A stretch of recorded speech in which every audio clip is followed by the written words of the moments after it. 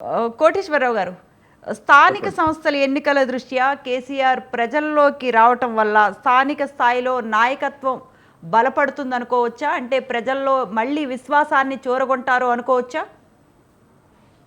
గడిచినటువంటి అంటే అసెంబ్లీ ఎన్నికల తర్వాత జరిగినటువంటి పరిణామాలని గమనంలో ఉంచుకున్నప్పుడు కేసీఆర్ రంగంలోకి రావాలి లేదా ఆయన వాయిస్ వినిపించాలి అనేటువంటి ఆతృత కానివ్వండి లేదా ఒత్తిడి కానివ్వండి బీఆర్ఎస్ శ్రేణుల నుంచి రోజు రోజుకి పెరిగింది అనేది నా అభిప్రాయం. ఆ కారణంగానే రెండవది స్థానిక సంస్థల ఎన్నికలు కూడా ముందుకు రాబోతున్నటువంటి తరుణంలో ఇంకా మౌనంగా లేదా ఫామ్ హౌస్కే లేదా ఇంటికే పరిమితం అయ్యేట్లయితే అది చెడు సంకేతాలను పంపుతుందనేటువంటి ఆందోళన తెలుగుదేశం బీఆర్ఎస్ కార్యకర్తల్లో కూడా వచ్చింది. అందుకనే ఆయన జన్మదినం తర్వాత తన జన్మదినోత్సవం తర్వాత ఫిబ్రవరి 19వ తారీఖున సమావేశం జరుపుతారని, ఆ సమావేశంలో తన కార్యాచరణ గురించి ప్రకటిస్తారని ఎప్పుడో గతంలోనే వార్తలు వచ్చాయి.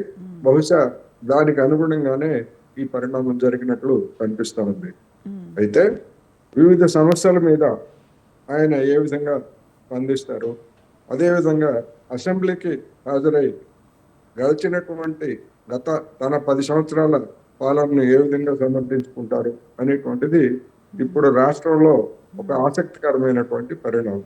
ఎందుకు అంటే ఇప్పటి వరకు కాంగ్రెస్ పార్టీ నేతలు అసెంబ్లీకి రాకుండా లేదా గత పాలన దానికి సంబంధించినటువంటి సమీక్షలకు సమాధానం చెప్పుకోలేకనే అసెంబ్లీకి రావడం లేదు అనేటువంటి రాజకీయపరమైనటువంటి దాడిని కాంగ్రెస్ కొనసాగించింది.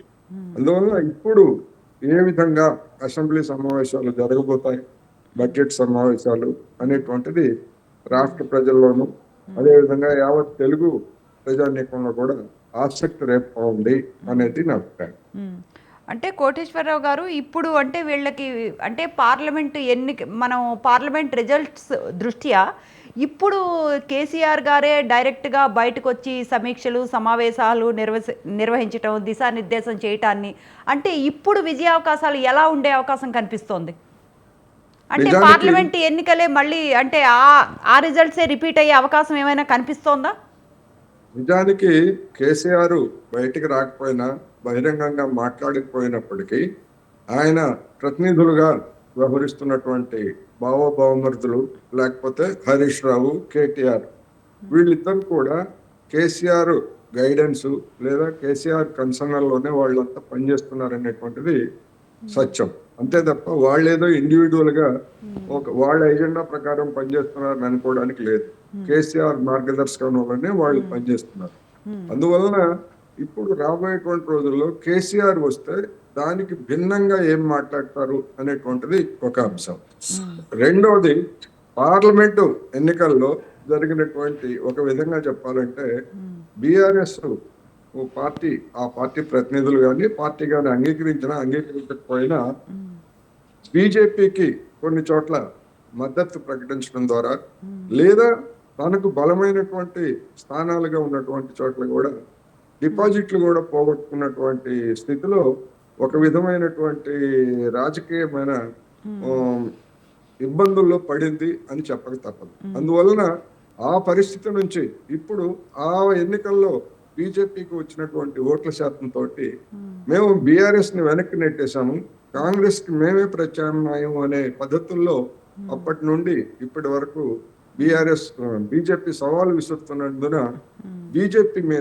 బీఆర్ఎస్ మీద ఇప్పుడు ఒక తీవ్రమైనటువంటి ఒత్తిడి కూడా రాజకీయ ఒత్తిడి. అటువంటిది ఏమీ లేదు, మేమే నెంబర్ 2 లేదా నెంబర్ 1 అని నిరూపించుకోవాల్సినటువంటి బాధ్యత ఆ పార్టీ నాయకత్వం మీద ఉంది కనుక ఆ సవాళ్ళను స్థానిక సంస్థల ఎన్నికల్లో ఏ విధంగా స్వీకరిస్తారు అనేటువంటిది మనం చూడాల్సి. ముందుగానే ఎటువంటి కంక్లూజన్స్ కి రానవసరం లేదనేది నా అభిప్రాయం. ఓకే.